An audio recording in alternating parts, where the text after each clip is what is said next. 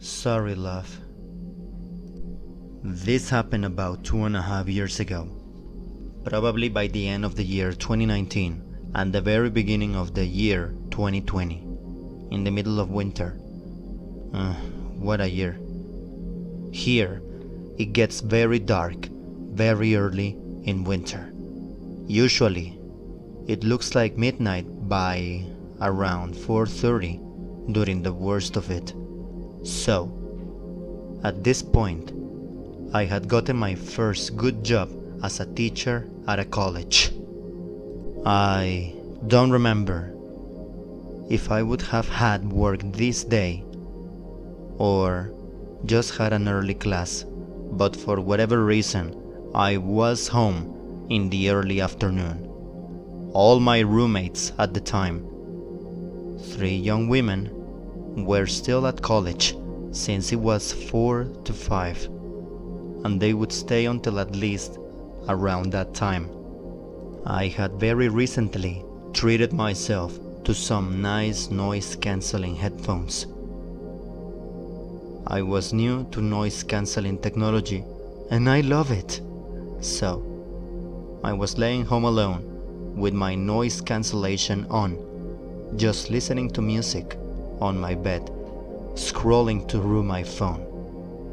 For those who don't know, noise cancellation just plays a very high frequency in your ears, so that every single noise from outside your headphones is dulled, if not completely unnoticeable. So, with my headphones, I can still hear things outside my headphones, but they are very muted and easy to drown out. So, there I am, on my bed, just chilling. I heard one of my roommates get home, which was not odd for this time of the day. They would usually get home separately at staggered times, anywhere from 4 to 7 o'clock.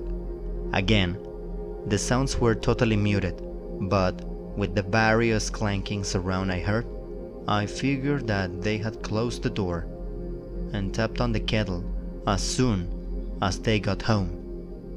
This isn't inside bias speaking, but I do distinctly remember thinking at the time that the noises they were had a strangely aggressive and careless vibe, if that makes any sense.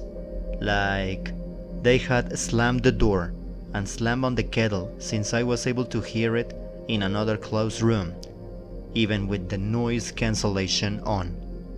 Wouldn't be odd in and of itself, but it was different from the usual. My door was technically cracked, but to the point where there was no seeing through. So, it was as good as closed, but you wouldn't have to turn the knob to open it. Anyway, as I'm sitting on my bed, I see my door swing open very slowly, but nobody comes in for a second. In this second, I had a weird thought that a roommate thought that I wasn't home and wanted to snoop or something like that. But this would literally never happen. I wonder if they accidentally tapped it open on the way to the room, or they had called out to me and I hadn't heard it, so they wanted to check. These thoughts are truly over the course of 1 second. Then, a thin man, maybe mid-30s, in a black sweatshirt, jeans, and a beanie with a gaunt grayish face, sunken eyes, and gray stubble comes into the doorway and begins looking around the room. I'm in utter shock at this point, thinking maybe our landlady had called a plumber or something and didn't tell us, which would be odd, but I was still weirded out because he shouldn't have been going into bedrooms. I didn't even have time to say anything before he saw me and... Shocked, I said, "Sorry, love," and began to run away. Acting on instinct, I was like, "Hey, it's okay." But a split second later I shouted out, "Hey, Who are you? Hey, who are you?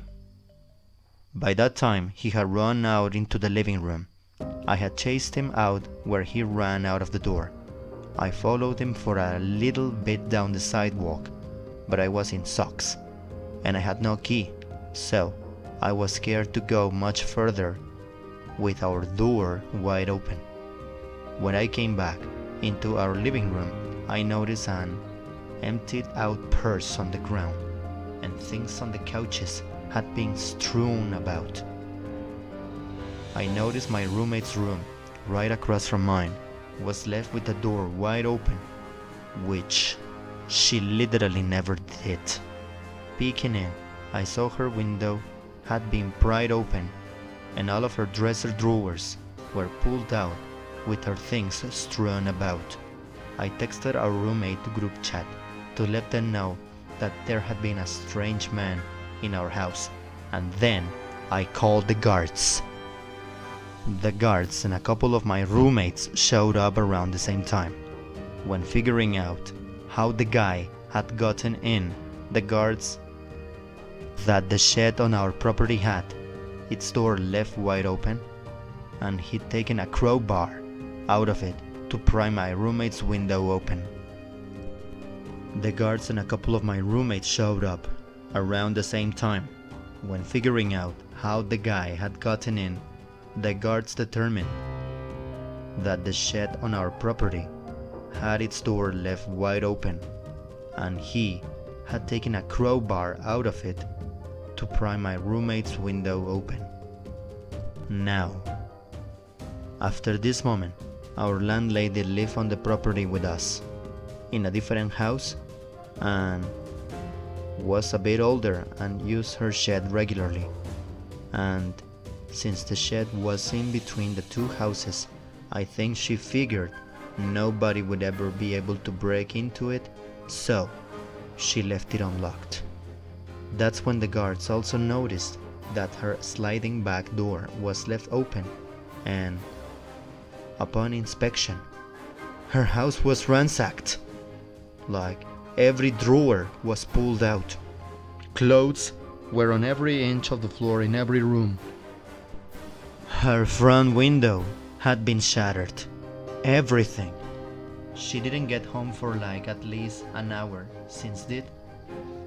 All of it had gone down and wasn't answering her phone. So, a couple of us stayed in her house to greet her and explain when she got home. During that time, we noticed that she had left blood on the door from shattering the window. When she got home, she discovered that all of her jewelry and cash had been stolen. They settled on the theory that the guy had waited until she left her house and then punched his way into her window to get to the doorknob. I felt super bad for my landlady, but also upset that she had an alarm and didn't use it. She left her shed unlocked. She didn't have an alarm for our house and simply fixed my roommate's bedroom window by gluing it back down with PVC. Hindsight is now that it's 2020, though, and she shouldn't be blamed for this guy being a creep. These were the circumstances every time she left the house, and a guy noticed an opportunity and took it. Some of her neighbors sort of banded together to keep an eye on her house when she was gone and escort her places for a while. And the guards never got back to us, despite the robber having run in the direction of a lot of CCTV cameras. Aftermath of the story. Luckily, the guy wasn't out to hurt anyone. Just wanted cash and valuables. He doesn't seem as evil as some of the intruders I read about here.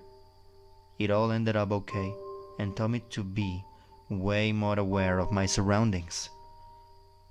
I still use the same pair of headphones, but only with one ear usually, and I always check who's home when I hear something. I'm a little freaked out in hindsight, because he didn't give me that bad gut feeling that you would hope someone up to no good would. But maybe the gut feeling came from noticing some differences in the way it sounded when I thought my roommate was home. My old roommates and I still say, "Sorry, love," to each other as a joke, and they were kinda popular around college for a while, due to the craziness of the story. One of them was in the library at the time with her phone on airplane mode while I was texting our group chat, when one of her friends came up to her and said, "Hey, did you hear about the guy in your house?" So, while very creepy in the moment, the whole story is remembered as more crazy than anything. Also, a bit of a funny side note. When one of my other roommates came home, the guards asked her to confirm whether her room had been ransacked as well, since a lot of the drawers were open and clothes were strewn about. After a few seconds of checking, she emerged and said, "Nope, that's just how I left it." And we all had a good laugh.